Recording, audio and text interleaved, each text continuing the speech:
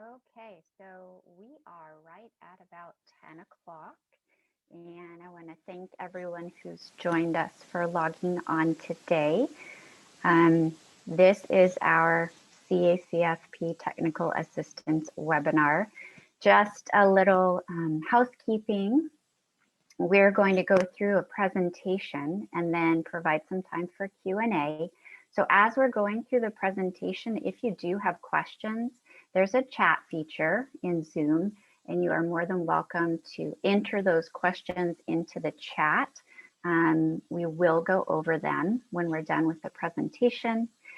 If you don't want to enter them but want to ask them after we're done, that is fine too. So let's go ahead and get started. So welcome to the Oregon Department of Education Child Nutrition Program CACFP Technical Assistance webinar on creating policies and procedures. The purpose of the webinar is to provide guidance to CACFP sponsors as they're working through corrective actions for their administrative review. I'm Jessica Vicinski. I'm a child nutrition specialist with ODE CMP community team. And I am Shirley Wu, also a child nutrition specialist with ODE CMP's community team. We will be presenting the webinar today.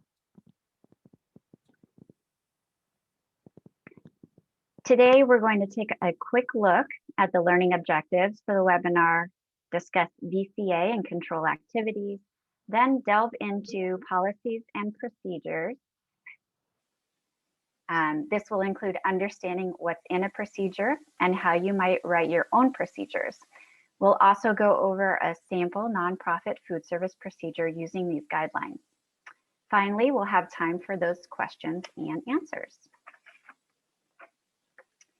After viewing the webinar, we hope that attendees will understand the definition of policy and procedure, learn the elements that should be considered when developing a procedure, and review a written policy and procedure that meets CACFP guidelines. First, we need to understand that policies and procedures are required because of the performance standards of CACFP. The performance standards can be summed up in 3 letters, also known as VCA. They stand for financial viability, administrative capability, and program accountability. If you took the CACFP annual training from last year, we discussed the performance standards in more detail, but today we're going to be focusing on 2 of the standards, specifically capability and accountability. Sponsor success with program capability and accountability is often determined by the strength of their internal controls. Capability and accountability are cornerstones of program integrity. They help ensure that sponsoring organizations are qualified and capable of running CACFP, and this is included as part of the regulatory language in 7 CFR 226.6, section B27. Being both capable and accountable means that sponsors are more likely to have well-run and successful CACFP sites.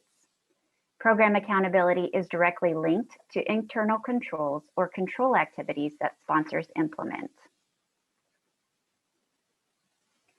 Control activities are actions that help you manage your program.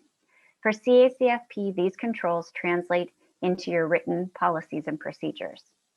Creating written policies and procedures helps to ensure that your program is successful and demonstrates that the organization is both capable and accountable. The policy is the regulation or rule that must be followed for CACFP. We call it the what. The procedures are the step-by-step guidelines that help your organization staff follow or meet the CACFP regulations, and we call this the how. Having written policies and procedures help you to limit your risk of being out of compliance with federal regulations. Think of them as a guide for your staff to help them understand their role in the CACFP and steps that they must take in that role to ensure compliance. Having informed staff and written guidelines means that there's a higher chance of ensuring continuity in the program, even when there are staffing changes. So let's look more closely and see what's in a written procedure. Shirley is going to be guiding us through the next steps. So Shirley, take it away. Thanks, Jessica. There are 3 key elements to written policies and procedures. First, the policy acts as the what. Essentially, what do you have to do to meet CACFP regulations? Next, the procedure lays out the how. How will you get to the what? What steps do you need to take? And finally, we introduce the verification, which is the check or the double check to ensure that the steps laid out and taken will truly help you to get to the what. So this gives us our what, our how, and our check.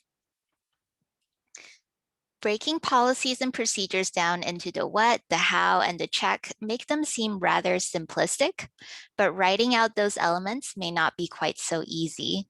Here is a map for determining the what, laying out the how, and incorporating the check. First, an organization should always refer back to the CACFP Policy and Procedures Manual and CACFP regulations to figure out the what that needs to be addressed. These are your policies and the standard that you as a sponsor and the program are held to. Next, you will need to look at your organization and determine how you and your staff will incorporate these policies into daily operations. Once that is done, you will lay out the step-by-step processes needed to meet each of the policies. These will be your procedures. Finally, before you are done, it is important to incorporate a double check within your procedure to verify that the procedure has been followed correctly. To figure out the what or the policy, look at the CACFP requirements that your organization must meet. Of course, this will vary depending on the type of sponsor and the program, but you can refer to the ODE CACFP Policy and Procedures Manual to see the general requirements laid out by chapter. Some of these topics include site eligibility, meal pattern and menu records, meal counts, attendance records, staff training, the OMER or 1-month enrollment roster, and eligibility, site monitoring, civil rights, nonprofit food service, procurement, and CNP web management. This is not an all-inclusive list. And again, some of these requirements will not pertain to your organization. Let's focus though on nonprofit food service today, since this is a CACFP requirement for all sponsors. To find out the requirements, go to Chapter 7 of the CACFP Policy and Procedure Manual. The first sentence of the chapter states that all CACFP sponsors must maintain a nonprofit food service and keep documentation of food service expenses. This will be our what. And if you're wondering what nonprofit food service means, it means that sponsors must ensure the program reimbursement funds are used solely for the operation and improvement of the CACFP. Any unspent funds must be used for child nutrition programs. Now that you know the what, you need to figure out the how or the procedures. What steps are you going to take to meet those requirements? Before you start creating your steps though, there are some things to consider. What are your daily operations like at your organization? Which staff are or will be involved in this procedure? What equipment is needed? So equipment can be tangible like stoves or refrigerators, or it could be technological like software. How often will this procedure be implemented? On what sort of schedule? What costs will be incurred? What records do you need to keep to support this procedure? And where are you going to keep those records? So if you are planning to create a procedure for your nonprofit food service, think about your daily operations. What would implementing nonprofit food service look like for your organization? Do you currently have a system in place already? If you do, how do you make sure that you are spending all CACFP reimbursements on allowable CACFP expenses? If you do not, you need to develop a system that meets this requirement. To do this, you need to think about the allowable expenses that you have. Of course, you have all the food that you buy for CACFP, but what about non-food items like paper products, utensils, and dish soap? What about labor costs for your cooks? What about utility costs? The next steps after that is to think about who is tracking your expenses and income. How are they tracking them? Are they using an internal accounting program or a software program like QuickBooks?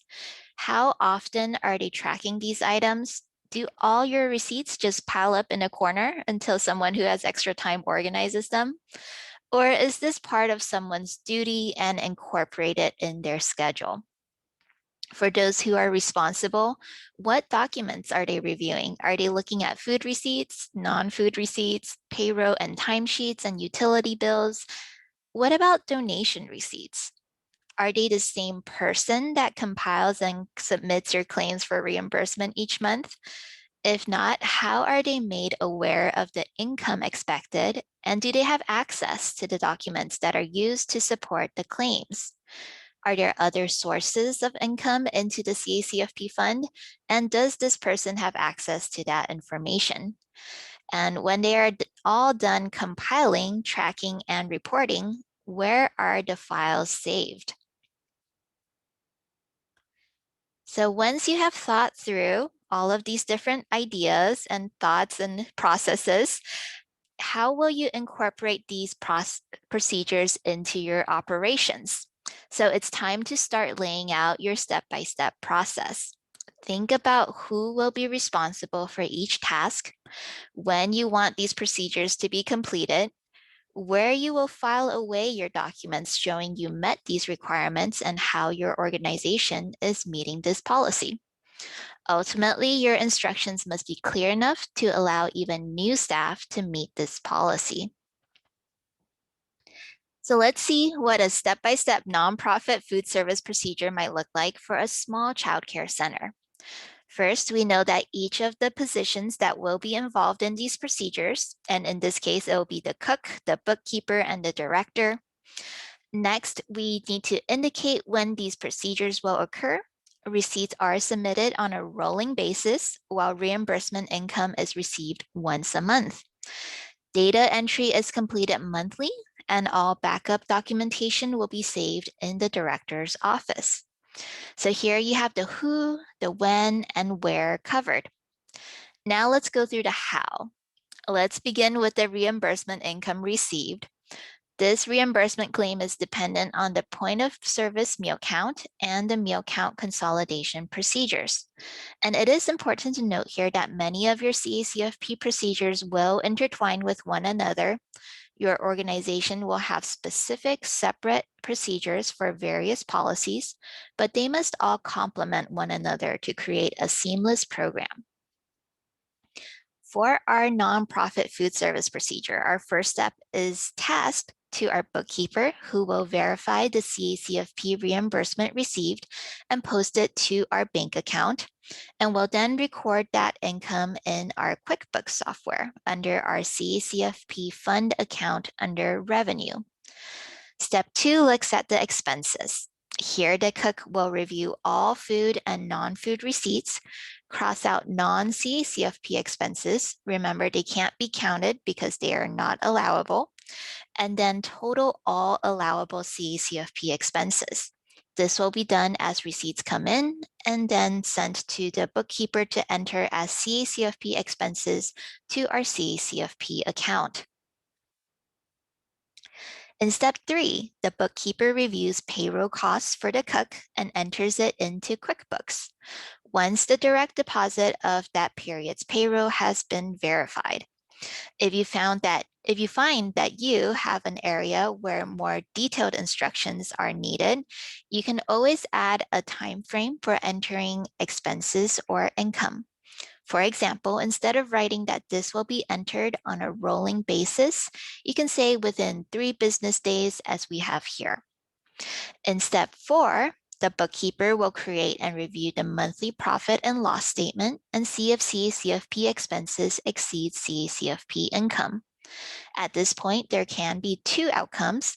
If expenses did exceed income, then the bookkeeper will need to transfer other organizational funds over to cover these costs. If there is income left over, then the funds will remain in the account and be applied to future CACFP expenses. While CACFP income can cover CACFP and other child nutrition program costs, it cannot be used for any other expenses. This is what it means to operate a nonprofit food service.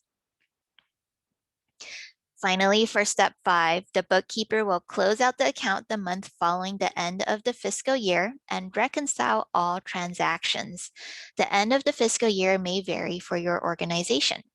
At this time, any excess CACFP funds need to be spent down or have a spend down plan in place. You can roll over up to 3 months of expenses to the following fiscal year. Remember that it has to be spent on CACFP related costs. If, however, CACFP costs were equal or exceeded the reimbursement income, the fund balance needs to be zero or made zero. If exceeded, the director and bookkeeper will move other organizational funds over to cover these costs. And of course, while you may anticipate that CACFP reimbursement will not cover all costs, it's always a good idea to work with your staff and see whether costs are reasonable. Okay, all of that's great, but it still feels like there's a piece missing from the procedure, Shirley. That's right, Jessica. The piece that's missing is the check. The check is the double check. Nobody is perfect, so you will want to make sure that your system has a way to correct any errors that may happen. To make sure that double checks are well integrated into your procedures, you will also want to ask yourself, does the procedure require a lot of calculations? We find that calculations done by hand are often prone to miscalculations, and a double check with software or a second pair of eyes can be helpful. Also, is this procedure complicated? With multiple steps involved, sometimes it's easy for a step to get missed.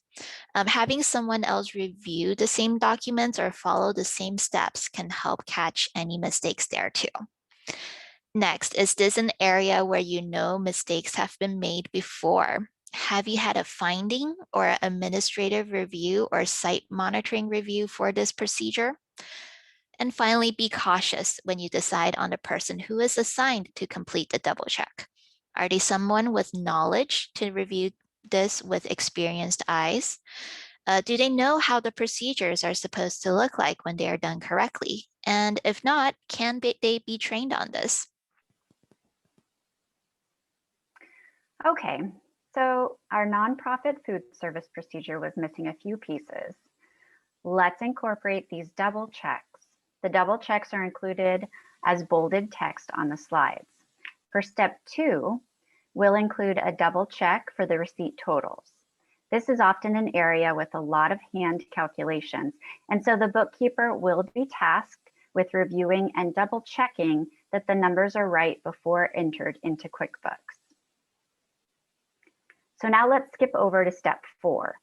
This task was originally left to only one person, but now we'll have a double check by another staff to make sure all monthly and yearly profit and loss statements are correct. In step 4, the director will help complete a double check of the profit and loss statement and make sure that the numbers look okay. In step 5, the director will help the bookkeeper review and close out the account. Since the bookkeeper is more familiar with the day-to-day, they may be able to explain trends and spot issues more clearly.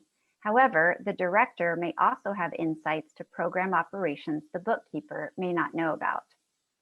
These checks will vary, of course, from organization to organization, since we all have different systems and different tasks. So if this doesn't seem like a good procedure for your organization, create one that will work for you. So ultimately, writing good policies and procedures requires sponsors to understand the CACFP regulations and policies that must be followed. It's crucial to incorporate these requirements into your own programs in a way that's effective and efficient. When you have good policies and procedures, it helps to ensure that you have strong foundation for good internal controls. Remember that when we talk about viability, capability, and accountability, it's not just about written policy and procedure. You need to consider where you're storing the policies and procedures so that they're accessible to others in your organization. Think about how you communicate these policies and procedures to your staff. At a minimum, all staff that are involved with these procedures must be trained on the step-by-step requirements. And know that procedures will need to be monitored and sometimes retrained. Just because it's written down doesn't mean that it's always followed. However, ODE will expect that sponsors are following their own policies and procedures. This is part of VCA and it's part of our review process. In fact, during the review, all sponsors are required to share their written CACFP policies and procedures with the reviewing specialist. As the specialist walks through documents, observes a meal service, or evaluates financial records, they're doing so keeping in mind the procedure that your organization has provided. If your organization is not following the steps that you've laid out for any part of the program, specialists may determine that creation or revision of policies and procedures is required. This will often be part of your corrective action. So ODE has created a policy and procedure template that you can use for creating your own policies and procedures.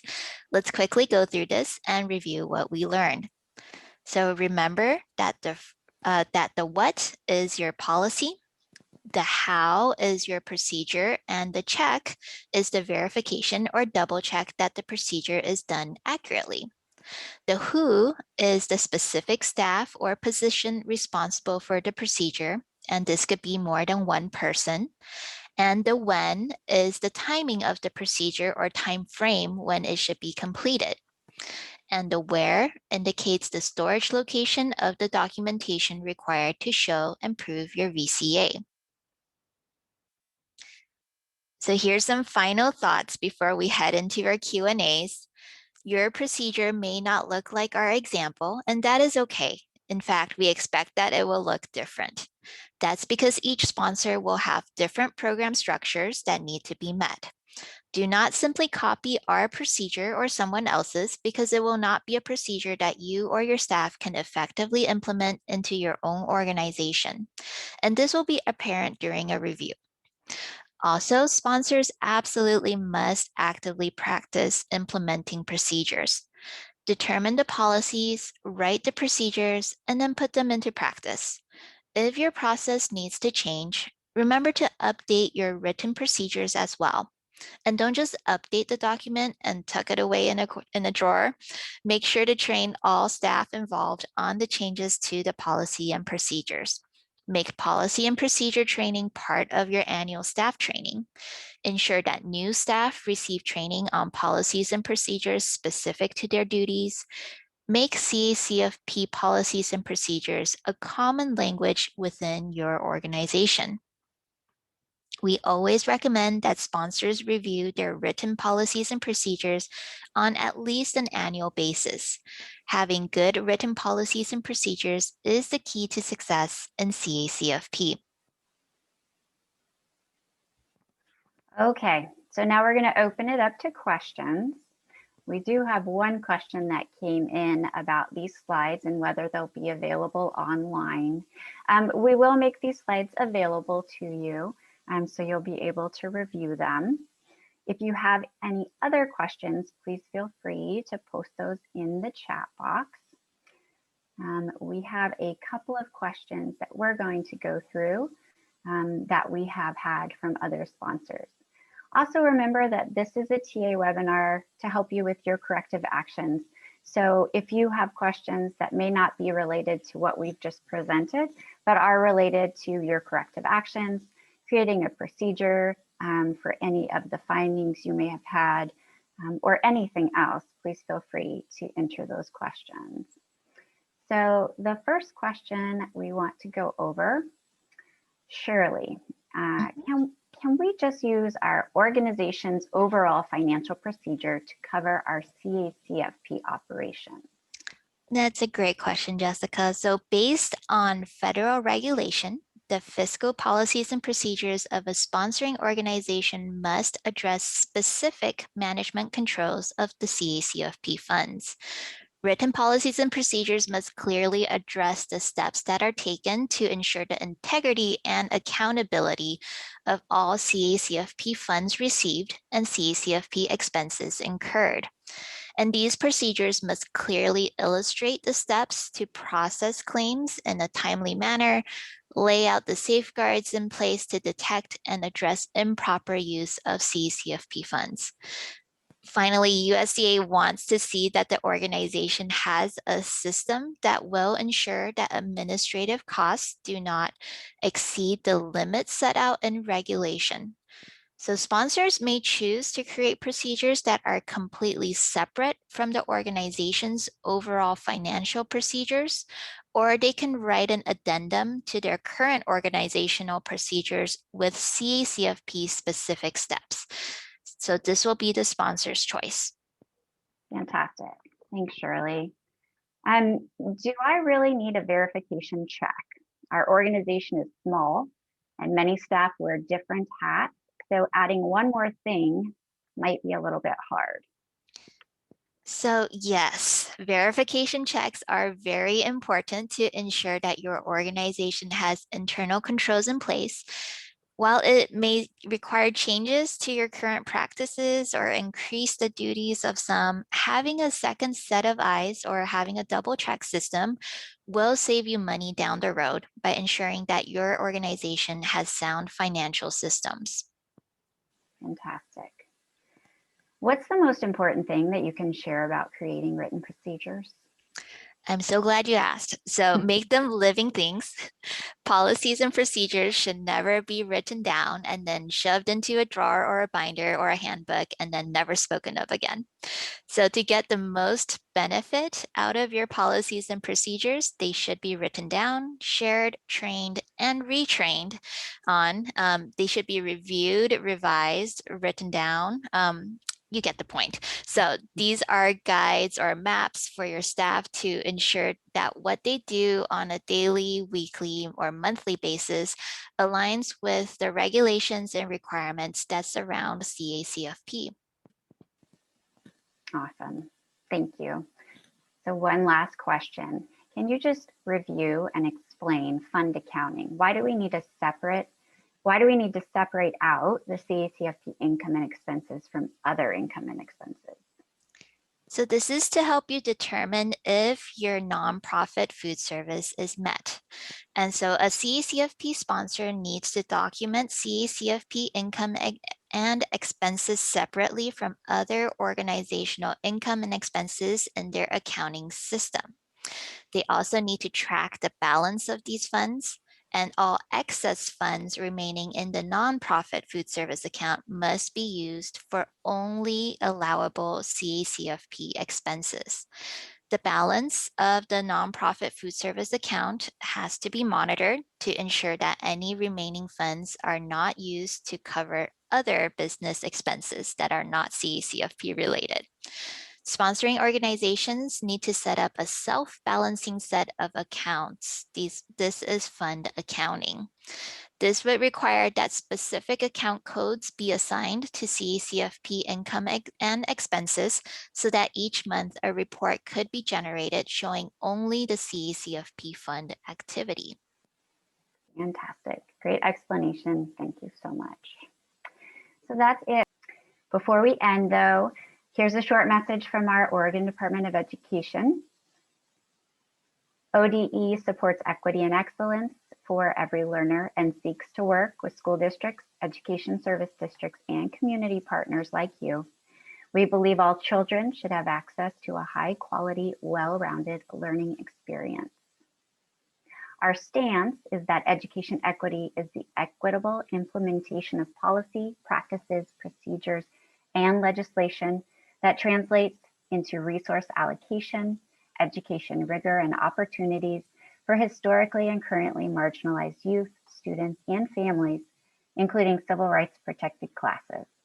This means the restructuring and dismantling of systems and institutions that create the dichotomy of beneficiaries and the oppressed and marginalized. So again, we'd like to thank you for taking part in our TA webinar. We are an equal opportunity provider. We hope you have a fantastic day. And again, if you have questions, please email your specialist. Have a great day, everyone. Thank you, everybody. Thank you.